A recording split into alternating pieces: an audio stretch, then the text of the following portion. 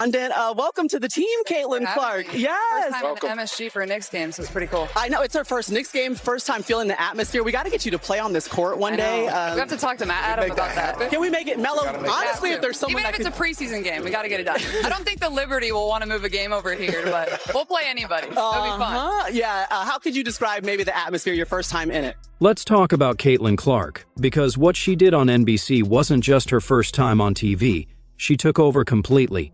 She walked into Madison Square Garden, the most famous basketball place in the world where legends play, and she looked more relaxed than people who've been doing this job for 30 years. Did you see how confident she looked? She wasn't sitting there like a nervous new person who was just happy to be there. She acted like she owned the place. She sat next to Carmelo Anthony, one of the best scorers ever, and she didn't act scared of him. She looked right at him, talked about basketball, explained how Luka Doncic plays, and talked about the game in a way that made everyone respect her. Ooh. First of all, there's a new shooter from Indiana. See, I'm the third best shooter in the state of Indiana now. Okay. It goes Caitlin, Tyrese, and now myself. We'll have to get Tyrese's opinion on that. Let's start with the queen, Caitlin Clark. Because what she did on NBC wasn't just her first time on TV. She completely took over. She walked into Madison Square Garden, the most famous basketball place in the world, and looked more comfortable than people who've been doing this for 30 years. Did you see how confident she was? She wasn't nervous like a rookie just happy to be invited. She acted like she owned the building. Sitting next to Carmelo Anthony, one of the greatest scorers ever. She didn't look up to him. She looked him straight in the eye, talked basketball, explained how Luka Doncic plays, and spoke about the game in a way that made everyone respect her. There we go. Feeling it. She knew it right away.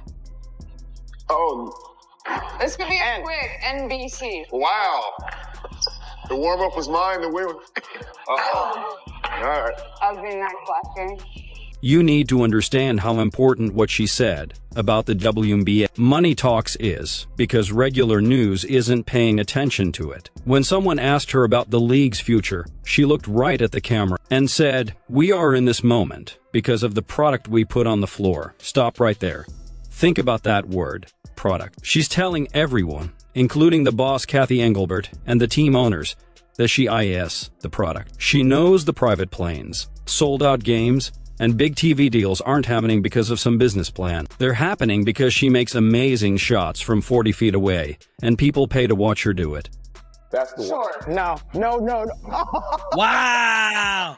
Do you believe in magic or what? I know you create some all the time. This is for game. This is for game.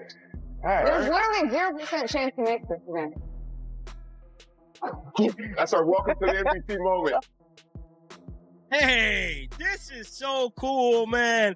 I can't even lie. This is like the coolest thing ever, bruh. This is her way of telling the leaders who said she needed the league to survive, no, the league needed her. And she just reminded them of that on national TV while smiling. It's the ultimate power move. She has all the control now. By working with NBC and connecting with the NBA, she's building protection around her brand that WNBA drama can't hurt. She's untouchable now, and she knows it. Gotta stop you. Y'all not at this moment because of the product on the floor. Y'all at this moment because of you, girl. Y'all at this moment because of you, not because of all of them. No, I get it. You be trying to be nice. You can stop being nice with these girls. Let's talk about that horse game with Jamal Crawford, because that's when people stop saying Caitlin Clark is just hype. Jamal Crawford is a legend with some of the best ball handling skills in NBA history. Caitlin stepped onto the court in regular clothes with no warm-up and started making amazing shots from far away, laughing and trash-talking, asking, "Do you believe in magic?" That's something you can't teach. That's the cool confidence Michael Jordan and Kobe had, and now she has it too. She wasn't scared, she loved it and made it even better.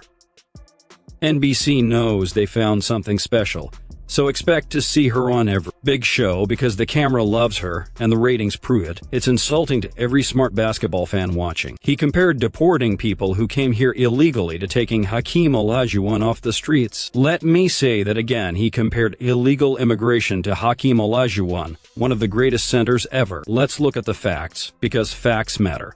Hakeem Olajuwon came to America legally. He had a student visa to go to the University of Houston. He followed all the rules and became a U.S. citizen in 1993. Comparing his legal path to people who break the law to enter the country is totally wrong. It's lazy thinking and dangerous talk because it changes history to fit a political story. People are fired up in the comments for a good reason. Fans are tired of millionaires who live in fancy neighborhoods preaching to them. Fans are saying, "Doc, your team is losing. Fix your defense. And stop worrying about border policy." This is exactly why the NBA has lost half its viewers over the last 10 years. People watch games to relax and escape their daily stress to get away from politics, but instead they get lectured by a coach who clearly didn't research the example he used. It's sad because Hakeem Olajuwon is an American success story. He shows the American dream coming here, working hard, following the law, and becoming great. Doc Rivers tried to use him to make a political point, and it completely backfired. It shows how disconnected NBL leaders are from working-class fans who buy tickets. Caitlin Clark understands fans. She talks about passionate New York fans and feeds off their energy. She respects them. Doc Rivers seems to think his job is to teach fans about his moral beliefs, and the NBA is losing viewers because of it. Caitlin Clark is 22 years old and sounds more mature, more focused, and smarter about business than a 60-year-old coach who's been in the league for decades. Caitlin understands that the game is most important. If the basketball is good and entertaining, everything else works out. Doc Rivers has forgotten about the game. He's forgotten he's in the entertainment business. When you forget that, you lose your audience. This is why the NFL gets way better ratings than the NBA. The NFL focuses on the game and the excitement. The NBA has become a place for political speeches, and that might get you likes on Twitter, but it doesn't sell shoes in Middle America and doesn't get people to watch games on a Tuesday night in November. Caitlin Clark is fixing that mistake. She brings back pure basketball joy and fun. That's the charisma Michael Jordan had, that Kobe had, and now she has it. She wasn't scared of the moment, she loved it and made it even better. NBC knows they found gold. Expect to see her on every major show because the camera loves her and ratings prove it. But while Caitlin Clark is saving basketball's popularity, Doc Rivers is doing his best to destroy it. This part will make you angry, but you need to hear it. Doc Rivers, head coach of the struggling Milwaukee Bucks, a coach who should be fixing his team's defense and saving his job, decided to lecture Americans about immigration policy and deportation. Everyone can have their opinion, but when you represent a global brand like the NBA, you need to get your facts right.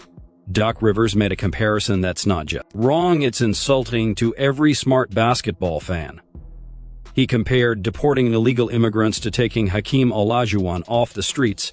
He compared illegal immigration to Hakeem Olajuwon, one of the greatest centers of all time. Let's look at the facts, because facts matter. She brings back the idea that the best players should win. She represents shut up and play, and that's why she's the most popular athlete in America right now.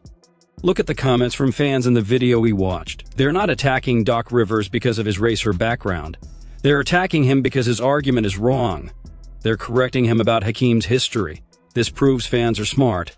They do their homework, and you can't trick them with emotional arguments that don't make sense. Doc Rivers owes Hakeem an apology for dragging his name into a debate that has nothing to do with him. He owes Bucks fans an apology for focusing on everything except winning games. They're going to ride the Caitlin Clark wave as long as they can, and they'll slowly stop the divisive talk because bad business is bad business. And right now, Caitlin Clark is the best business around.